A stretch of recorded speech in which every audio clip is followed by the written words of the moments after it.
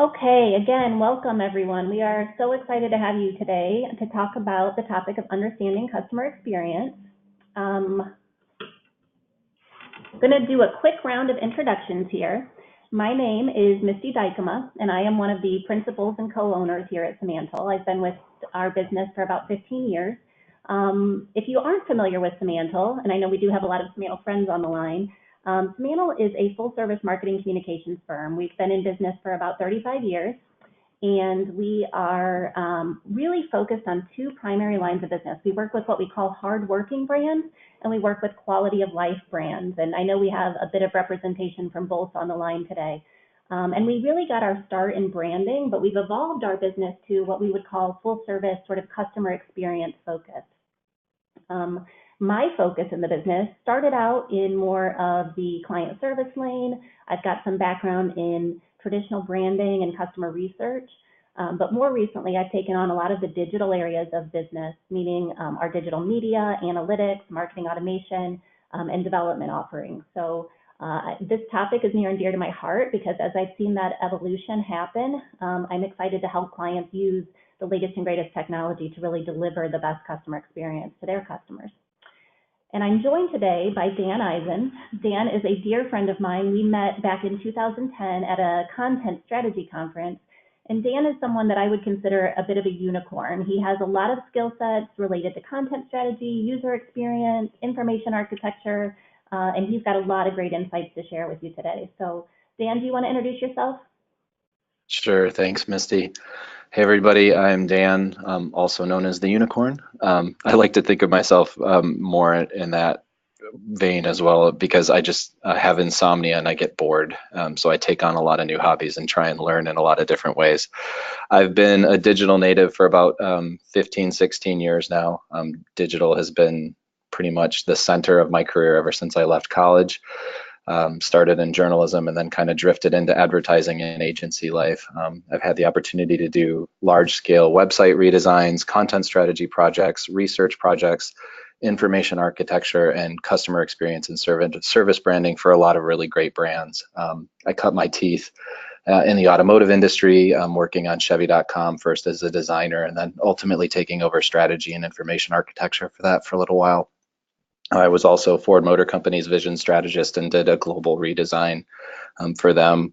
And I've got a lot of other great service brand type work. So I've had the pleasure of working with some great agencies through the US government, like the US Navy, Centers for Disease Control, some awesome healthcare systems over the last couple of years. And in the last 2 years, I've been working really closely with Mantle with some of their amazing hardworking brands that they get to do work with, like Caterpillar and Knapheide. So I'm super excited to share some of my passion points with you guys today and looking forward to some discussion and hopefully answering some of your questions about CX, which has obviously been an increasing area of focus for a lot of brands moving forward today. Excellent. So in terms of our agenda today, we are going to be covering a few areas of focus here. Dan is actually going to kick us off here in a few minutes, just giving the highest level overview about what is customer experience and how do we define it. I'll jump back in and talk a little bit about what we call the 4 C's of successful CX. And these 4 C's have been around Mantle a long time. And they really help us frame up conversations with our clients regarding, how do you get started in this space that it sometimes seem complex and daunting. And then Dan will circle us back and talk about where we see this focus going in 2019. And before we wrap today, I'll leave you with a few quick tips to hopefully start the conversation in your organizations. I would encourage you, as Dan said, that if you have questions throughout the day, please go ahead and use the questions tab in your panel to submit those. If we're at a good stopping point, I'll go ahead and pause us and ask Dan to weigh in on those questions. And I'd also mention we have a few polls baked in throughout the content today, so I'd love it if you guys wouldn't mind letting us know your thoughts. It really helps us drive the conversation more towards your interests. And then I also just want to acknowledge that these slides will be available to you after the call today, and we'll be sending those out to all the attendees. So before we go too much farther and I pass it to Dan, really why did we decide to talk about customer experience on our webinar? a topic that we've had a lot of conversation around here at Mantle is where the sort of disciplines of branding and customer experience intersect, because in a lot of ways they are very similar. You know, we hear about this buzzword of customer experience and we think, is that really just the evolution of brand? And in many ways we agree with that. I thought back to my, time here at Mantle, and I started to realize that we talk about branding in many ways around the tangible elements of brand, those things that companies can actually build equity in and own. So in my time here at Mantle, I've worked with clients to build out their identity system and their logo and their messaging and their look and feel. And we love that kind of work. And we think that that tangible aspect of branding is so core and foundational to building a strong customer experience. And we're going to talk about that quite a bit today. That said, the customers that I've worked with that really have understood customer experience for years and years understand how the core of branding actually needs to play out through all touch points with all audiences. So, when we've had clients that take their brand experience into their employee organizations and help employees feel engaged and empowered to deliver on that brand, the clients that have brought together their sales and marketing teams and make sure they're aligned to deliver on that experience, those that have engaged their distribution networks through all their channels, also sort of have always understood customer experience. And finally, those that really measure customer satisfaction and loyalty over time, whether they have a tracking study or a metric that they can really use to keep bringing all of their organization back to this idea, those are the ones that have really been doing customer experience anyway. And so why now, knowing that this concept has been around for a long time? Well, customer expectations have changed, right? Our level of desire for personalization in the way we engage with brands is off the chart. And so Dan's going to walk us through some of the best brands that are doing this really well and how we need to be thinking about it as marketers today. But before I pass it to Dan, I want to get a quick pulse from those of you that are on the call through a quick poll that we're going to launch. I'm curious, in your organizations or in your businesses, tell me a little bit more about the conversations you're having. So would you say that your organization is having more conversations around sort of those tangible brand elements I talked about, logo, identity, messaging, look and feel? Or would you say that you are more focused on more the intangible elements of CX? I see that the responses are coming in now. And really interesting, we're kind of wavering here between 50-50, 60-40, they're starting to come in. And really this, I'm not sure, that's a very fair answer because in some ways it's both, right? So what I can see from the poll here is that it looks like there's a really good mix, and that's actually a really good foundational element to our conversation today, because as we go through this conversation, you're going to see that this is both brand and customer experience, and I think Dan will speak to that a little bit more. So Dan, why don't I hand it over to you, and we will start talking about your definition of customer experience. Great. Thanks, Misty. So here we have our lovely Socrates, who always asks burning questions because he has the Socratic method and answers every question with another question. So it is a good question. What is customer experience anyway? A lot of people have different definitions for what it is. You could go to the big three consulting agencies and they all have a slightly different definition of what it is. It could be defining how a customer interacts with your brand. Gartner likes to say it's just simply a customer's perception of your brand. But if we kind of look at the next slide, this is the one I like best because I think it makes us think about those tangible and intangible elements the most. So if somebody could advance me really quick because I'm not clicking through myself. Thanks. Great. It might be a little bit of a lag and I'll have to wait for it because I'm off-site today. My favorite definition is actually this one from Pete Lala, who is the founder of Conversion XL. It's that CX is the totality of somebody's experience with a company. So if you think about something like Disney that does this work really, really well, it allows you to start thinking about your visit before you even start the visit, where you get to plan your experience through the magic band, deciding whether or not you're going to allow your children to run around with credit cards on their wrists so that they can pay for things, to the ability of just having that experience from every single touch point across the front stage and backstage experience, which is how Disney likes to think about customer experience. The people who are front stage are the ones that interact with customers most often and are actually seen and can never break character until they're off work. And the backstage folks are the ones working really hard to make sure all that great tech, those great guest experiences are kind of running and humming. But if you want to think about it in another way, before I kind of jump into this simplified example, think about something like as simple as another great brand like Amazon. So maybe Amazon Prime right now has a conversion rate of 74%, and maybe in your brand or your company, you're sitting at a 5% conversion rate when it comes to your website, e-commerce or traffic or your however you track conversions. So if Amazon's converting 15 times better than you, is their design any better than your website? Probably not. Amazon's design is super antiquated. But if we think about things in terms of customer experience, Amazon's huge revenue is really part of all these ancillary experiences that they focused on. 2-day free shipping, positive customer experiences, reviews on every item, whether it's good or bad, easy returns, pictures of where they left your item on your porch. All those things contribute to the customer experience, which really ups their conversion rate. It has very little with layout and copy, which are helpful, but it's how all these things start to come together for the end user. So thinking about both those tangible elements of branding and those intangible elements. So what we're looking at here is a very simplified example of how we start to think about customer experience through the form of a customer journey, right? So you've probably heard a lot of people talking about CJM or customer journey management. What we really think about when we're thinking about every experience with a brand, it's the moment that they start to think about, what do I need this, or I wish there was something that solved this problem. So the moment that that person becomes aware of your product or service, customer experience starts. And that is really that kind of stimulus that kicks off that zero moment of truth, which is the search for any kind of information whatsoever. And that could happen at a store shelf. It could happen through a web search. It could happen through asking your friend's opinion on social media. All those moments are things that pile into the entirety of what customer experience actually is. And when we get to that first moment of truth, it starts the consideration process. So what are my options when I'm looking to solve problem X, or thinking about purchasing, a suite of different products? That second moment of truth could be understanding and commitment, and that ultimate moment of truth is really when that person shares that experience. So once they've experienced that product, how are they talking about you? Are they writing reviews? How are they experiencing the unboxing of your product or experiencing your software as a service, if that's what you have to provide? When we think about all those moments of truth, and it's going to be different for every single brand, these interactions are really what we're talking about when we're talking about customer experience.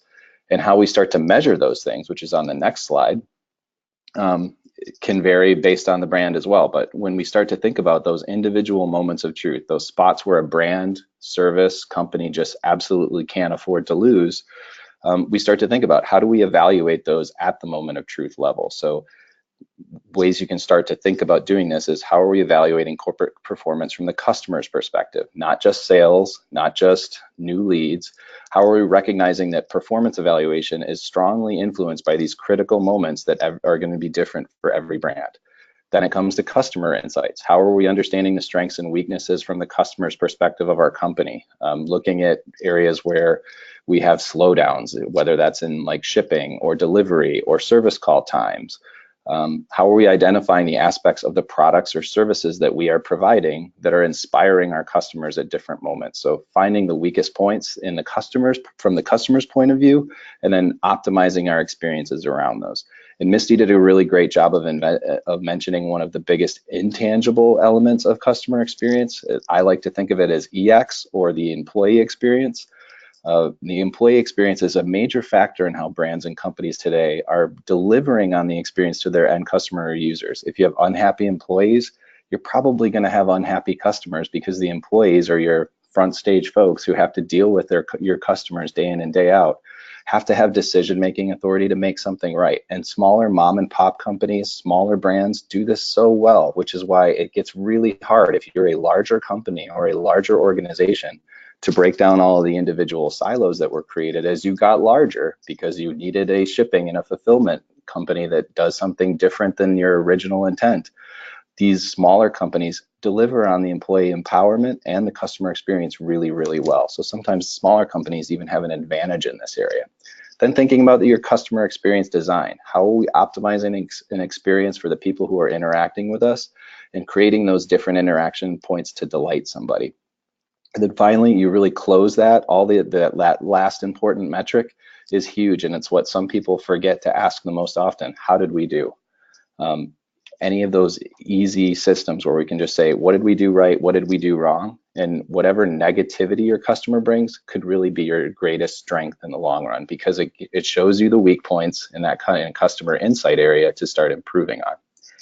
So when we think about, if that's really how we start to measure customer experience, and we start to think about knowing what the linchpins are and hitting those moments of truth, the biggest thing that brands need to start thinking about when they're thinking about their CX strategy today is really customer experience management. And that's the focus of positively influencing those experiences and creating an emotional connection between the customer and the brand. So it really does come back down to that moment that they start thinking about whether or not there's a need that you can fulfill or a problem that you can help solve, and learning how to manage all of those things together. If we look at the next slide, here's kind of those basics. And some people like to think that CX and UX are really the same, and this kind of gets down to some of those intangible things. And when we're thinking about the user experience, that comes down to a lot more of those kind of digital elements that we like to think of, where CX is a lot of those non-digital things, where it comes down to product delivery. What's the little UX or the actual user experience like, whether you have a brick and mortar store or you're 100% online? You need to think about your sales processes, your advertising, your customer service, how you're pricing, what your packaging looks like, if you're a physical product.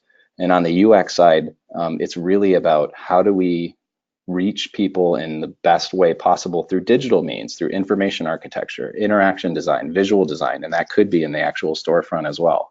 Your content strategy, which gets into your messaging. And then user research. So really like digging into exactly what are your opportunities with the customer to really grow. And one of my favorite kind of quotes right now around CX that a friend of mine likes to say is, when we're talking about user research and why I think that's so important, it's not just about understanding who your customers are, but understanding what they can become. Because if you understand what they can become and what problems they might have in the future, you're going to be ahead of the game when you're thinking about customer experience strategy. So what's the difference really between CRM, which is that customer relationship management, and CXM? CRM is really focused on optimizing business processes that are associated with your customers. So it's service, sales, marketing, relationship management. When you add the experience element into it, you start to think about those repeat processes. So how do I handle you post-purchase? So after I've made the sale, what does that experience feel like? How am I following up? Am I asking for kind of feedback? How am I responding to negative commentary and negative reviews that exist in the world?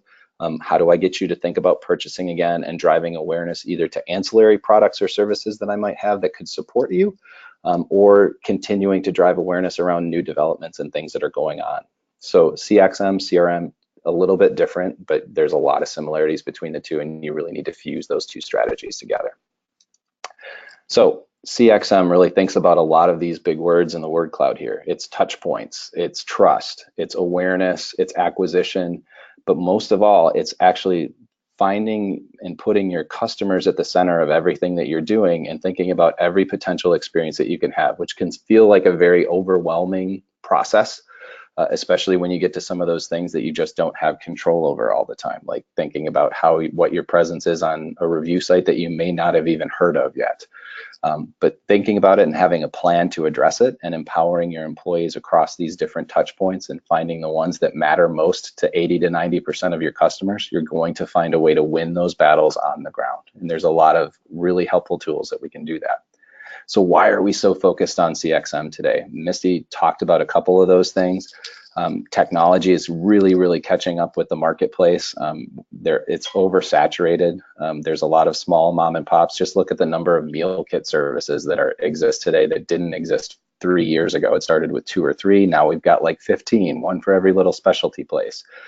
Customers are feeling that products and services are becoming interchangeable, leading to decreased loyalty. That means they've got a new option, they can just switch, right? I've got Netflix, I've got Hulu, I've got Prime, I've got any of these other streaming services. Plus, technology has shifted their customer expectation. We now have personal assistants that sit in our pocket. These algorithmic services and in-home digital assistants are creating demand for instant gratification faster than we can react to, which is why if we have a very positive experience and we reward our customers with these intangible benefits, not just meeting expectations and exceeding them, we have a lot of position to win.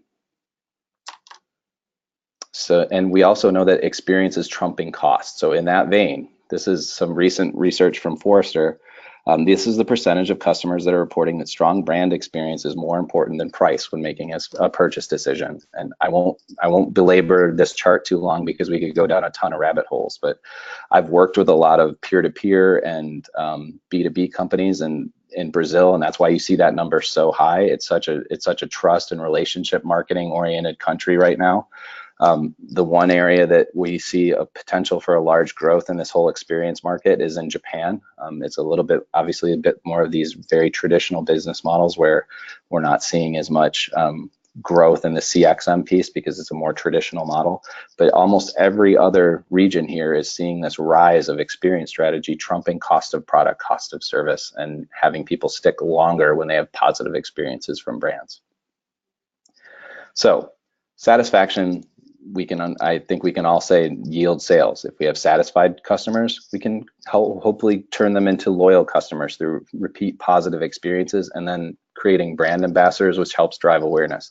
Again, not a formula that is not any very different than what we may have experienced as traditional branders or marketers before, but it's thinking a lot about those intangible things now that are becoming so important to grab share of voice or share of wallet and a lot of those other areas that really need to focus on the CX side of the space. So there's a lot of characteristics when we're thinking about this customer experience management side of the process. Depending on your budget and depending on your level of technical expertise in the area, whether you have internal staff or you're supporting it with agencies, it starts with kind of these conceptual basis around what are those initial moments of truth, and then how do we just start to experiment around it. CXM could also become, in my opinion, because I come from an agile background, it could be customer experimentation, because CXM is really about grabbing quick feedback and reacting quickly.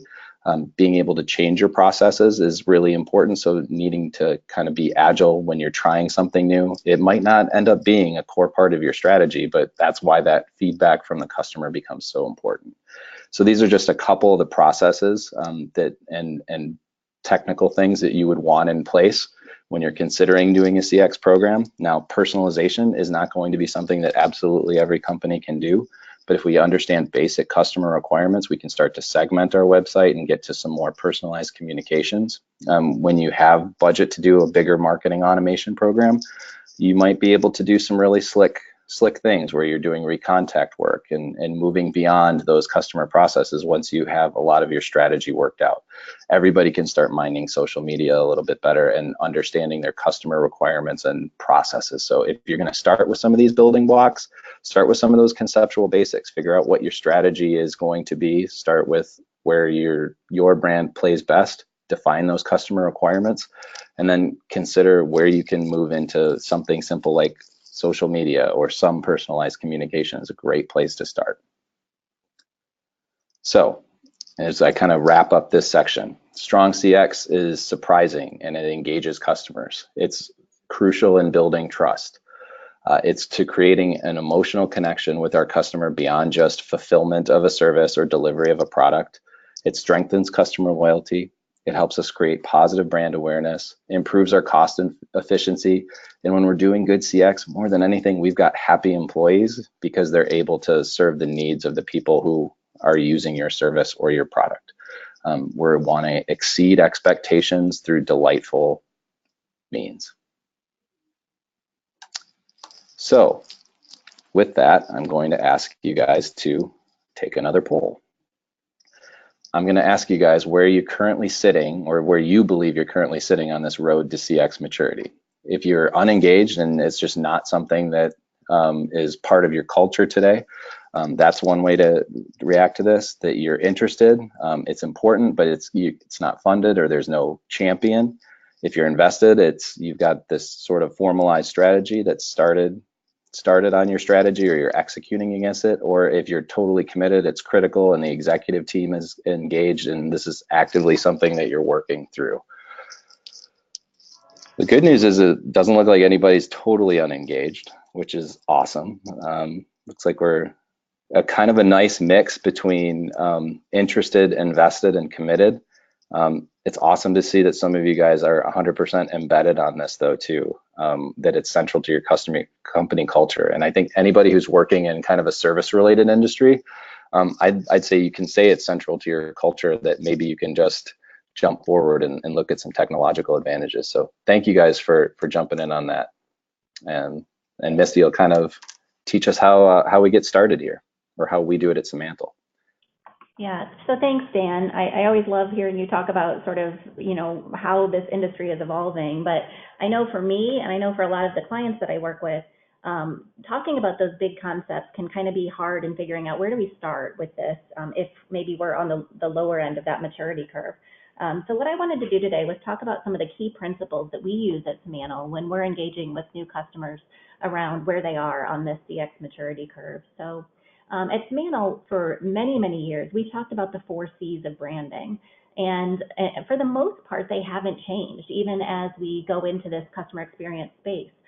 There is one that has changed. So we always say the 4 C's are clarity, character, and it used to be consistency. Now we call that context and commitment. And we'll talk a little bit about why consistency has changed and sort of where that lives in CX maturity. Let's talk first about clarity. So again, those of you in marketing and branding know that the first aspect of this is really defining where your customers are, what they want, need, and desire, and really trying to marry that with the unique offerings of your brand.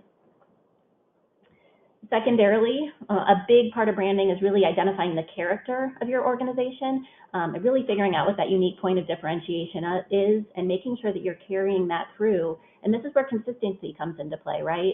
Making sure that that character comes through in all of your communications and all of your touch points. And we all know these kinds of companies that just uniquely know who they are, and it comes through in every interaction. This third one, though, is where we've sort of changed our tune. And so this idea of context, it builds on number 1 and 2, and it marries the customer's situational need states with the organization's ability to deliver against them. And then we talk about in a programmatic fashion. Dan talked at length about how automation and using data can really enable understanding where your customers are and what they want, so that your brand can deliver against that. I'm going to show you some tools here in a minute on that we use to help enable this. But I would say if you're at this space, you're probably further up that maturity curve that Dan talked about. And the final C, in my opinion, is one of the most important here, and that is maintaining a commitment to this over time. So often I see organizations invest heavily in sort of 1, 2, and 3, but they forget the importance of communicating that in an ongoing basis to their employees and to their distribution networks, and continuing to resource plan to make those agile pivots that Dan talked about as the data keeps coming back.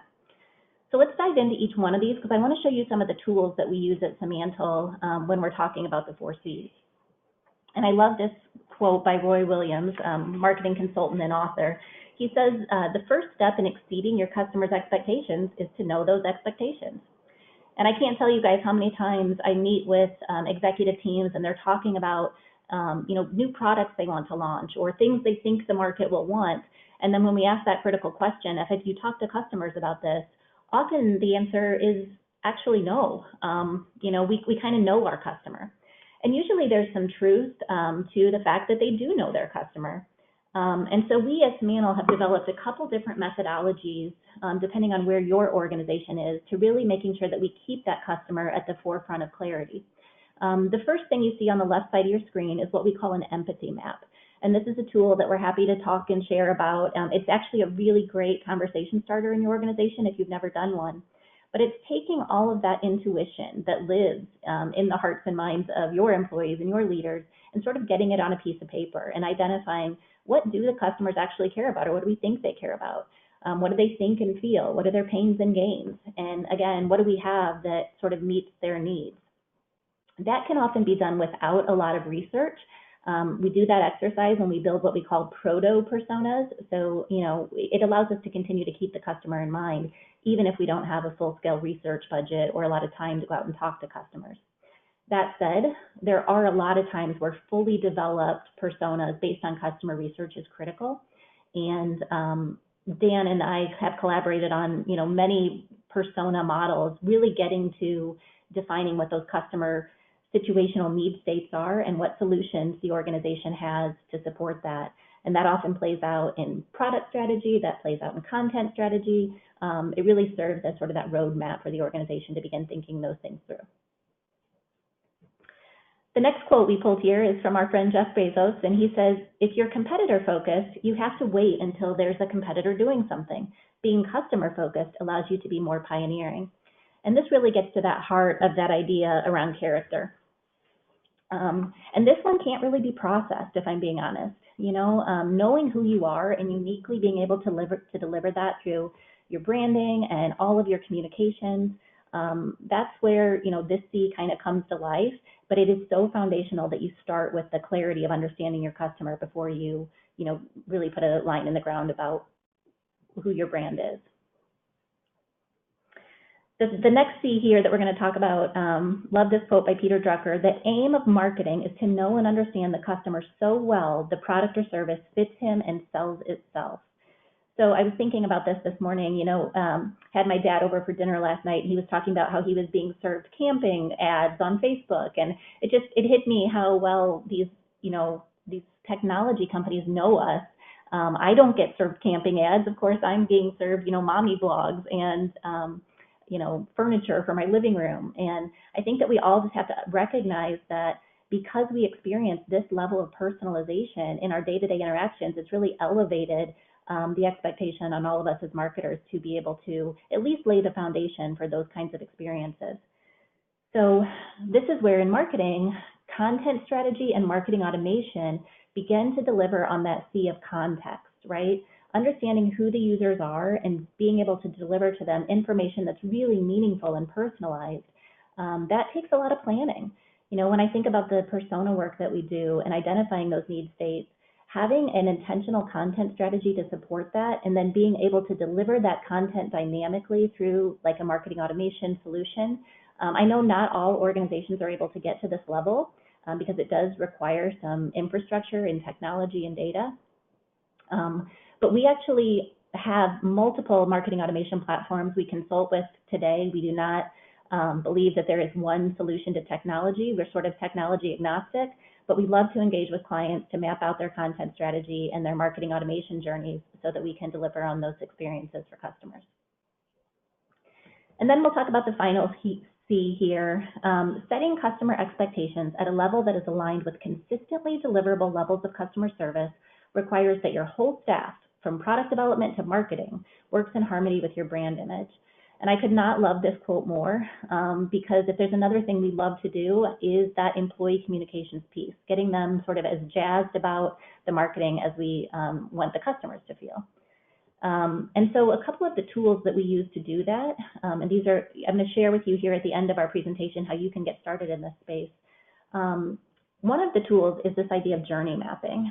And so really intentionally sitting down with your marketing teams, your executive team, and mapping out what are those touch points that we want our customers to have, and how do we support that through the employee interactions, through the distributor interactions, and then how do we underlie that journey with the appropriate data and measurement strategies so that we can actually measure those interactions and trigger on them to meet those personalized needs. So gave you a lot there, a lot to think about. We'll circle back to that in terms of how to start these conversations in your organizations, but I'm going to pass it over to Dan, and he's going to talk about some of the trends that we see in CX for 2019, and then he's going to ask you guys to weigh in on some of the challenges you're experiencing. So keep in mind some of what I shared with you as well as you're thinking that through. Great, thanks, Misty. So guys, I'm gonna just quickly walk through four trends that I see as being the ones that are gonna be of larger focus here in 2019, or at least what I'm seeing from brands and colleagues in this space. One is gonna be a pretty obvious one probably, but it's this continued focus on personalization. So Misty teed me up really nice in talking about how she's served ads for living room furniture and her father has served ads for camping. I'm probably a little bit more on the camping side, but I'm also really interested in obstacle course racing. So I'm getting a lot of fitness related equipment and also a lot of fly fishing stuff, which are two of my passions. But you don't really have to look much further than the way we're served ads based on the data that we make publicly available. And while most of us probably don't have the spending power of an Amazon or a Google, we can start to be really intentional about the investments that we're making in technology or in just our advertising campaign and our platform by being really intentional, thinking about what is that customer journey and where are our biggest opportunities to win. So that we ended on that kind of thinking about where the customer experiences our brand and what those experiences are, whether they're positive, negative, or kind of on the neutral side of the fence, we can think about personalizing specific parts of our experience, ultimately leading to stronger brand satisfaction and this clearer articulation of how your brand is going to be committed to serving things up.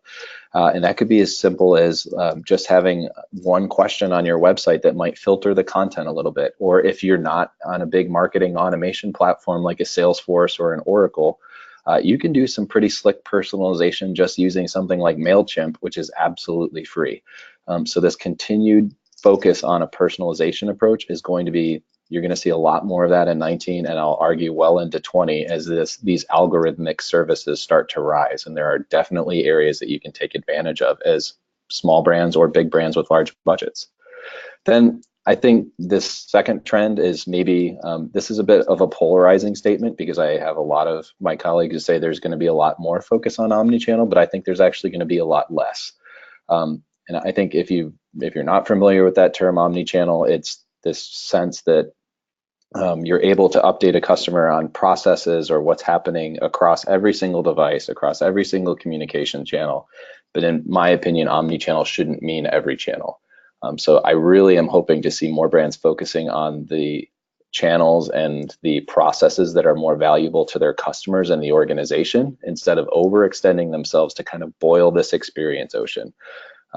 One example, I worked for a grocer that was trying to fulfill an online delivery and talk about absolutely every experience in the process, like when it was being packed, when it was being placed into a locker or a cooler, and when the driver was on the road.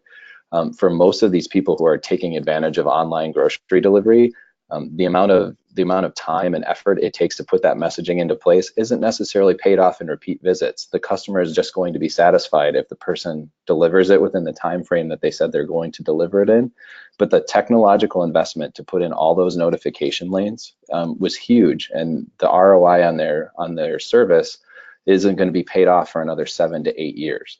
But when you look at the satisfaction surveys, everybody came back and pointed out and said, the most important thing is to tell me you got my order, that it's being packed, and that I'll know exactly when the delivery is going to happen. So there were millions of dollars in investment, very little return. So I think I think and I hope that there's a lot less focus on this attempt to boil the ocean and have every single notification and every single update, and more of which ones matter the most to your customer's experience. And that's why we say there's so much importance in knowing your customer and knowing those pain points. Third is that this idea of data management is becoming this incredibly overwhelming beast. And if you're a larger brand and you're really getting into some of these marketing automation techniques, the biggest struggle is there's going to be a shortage of data scientists because so much of what we're encountering today is being built on data, built on information that's coming in. Most companies don't have experts in-house that really know how to pull the insights from these systems.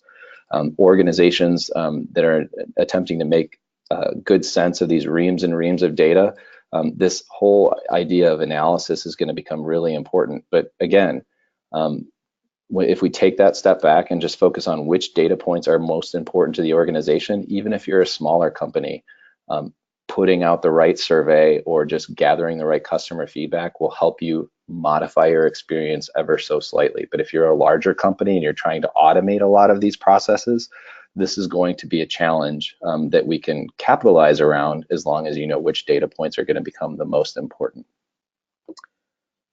And then the last one is this focus on human factors. I think we're seeing a bit of a pushback against larger brands, and even some of these tech brands that were lauded for many years as being the best places to work we're seeing maybe weren't really the best places to work. You look no farther than some of the pushback that Google's gotten over the last couple of months and the last year of employees feeling like they were being treated unfairly. A lot of this conversation around CX really lands on data and automation, but most people don't understand that the intention and the true sentiment of a brand is mostly driven by the people who have to put it out into the world. So thinking about these, not just thinking about memorable experiences that build lasting loyalty, but empowering your customers, really focusing on that employee experience within your organization is the most crucial thing in delivering on a good customer experience strategy. So that's something like that at Mantle, we've spent a lot more time, and Misty mentioned, we love doing the training side of the fence and really focusing on these types of experiences to help you empower your organization. And I don't want to use the word transformation, but in a lot of ways, that's how you need to start thinking about it if you're really truly going to focus on customer experience strategy and change the way you're presented to the world to drive these experiences. It takes your employees to do it. So last poll, it'll pop up here in a second. So last poll for you guys. What is your organization's biggest challenge to implementing a CX strategy or program? Is it budget, lack of an executive champion or leader, previous efforts didn't yield a return on investment, you have either inefficient or inflexible technology, or lack of customer data and insight capabilities? Would love to hear what your challenges are in this area.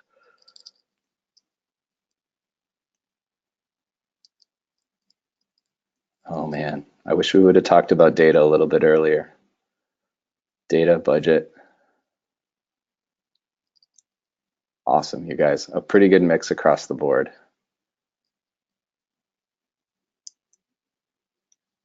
Cool. All right. Well, as Dan mentioned, I see a lot of budget on there, but I also see a lot of lack of customer data or insight capability. And I totally understand that. You know, if anybody wants to talk after the fact about how we can help with that, we'd be happy to. Moving back, we're getting here towards the end of our presentation. And for me, I always, when I do a webinar, love to leave somebody with what's one conversation that you can go have, even yet today in a conference room, about how you're marketing or how you're planning your marketing efforts.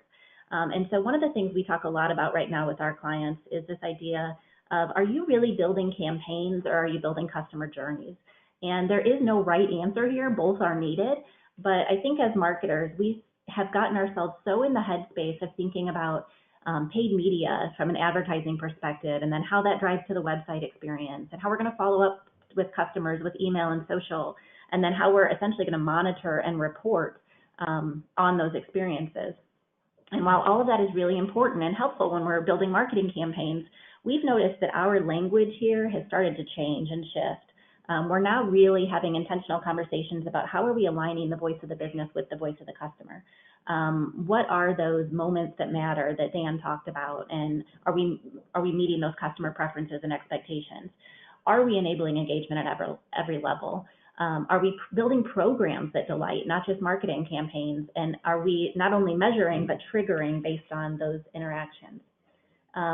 So I guess what I would challenge you all to think about is, if you're getting into conversations and you find yourself still doing campaign-based thinking, where you're really thinking about the marketing funnel from awareness through consideration to conversion to loyalty, there's sort of another way to start thinking about this, and Dan has really helped our organization.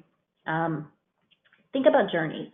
How do you help that customer take their next best step? Not just see a marketing message in the universe, but actually provide them tools and information and measure their engagement so that they can actually get closer to your organization. And so if you don't really know where to start to move to that sort of journey-based thinking, a really simple tool that we can absolutely provide or talk about after the fact is this idea of get in a room and start mapping out your customer buyer journey and define those phases and really think through what are the interactions we expect our employees or our salespeople to have, maybe your dealers or distributors, how do they support those, and then what can you do as a marketer to make sure that you're making those interactions as meaningful as possible at every step of the way. So we are going to open up the floor here to questions. So if you have them, please go ahead and type in, and we'll get to those here in a minute. But as you're thinking about your questions, I actually wanted to ask one last poll. Just curious if there's anything you learned today that you're like, I really could use some more information about that, or maybe there was a tool or template that you saw. Please go ahead and contact, let us know if you would like us to follow up with you. We would be happy to do that. If not, go ahead and say, no, thanks, I'm good for now, but let's keep in touch. And we just really appreciate you guys, taking the time to meet with us today. So as those answers come in, I'm going to move to our very first question here. And it is, CX is built on 3 areas: life experience, current work experience, and past work experience. How do you see motivating employees that are limited in one or more areas? Interesting. Okay, so I wonder if this is driven by employees that are sort of newer to the work environment or that sort of thing. I'll let Dan answer this, but I will say just from my perspective, I don't know that the employee experience is really that different than how we talk about customer experience, right? It's sort of understanding where your employees are and what motivates them and what demotivates them.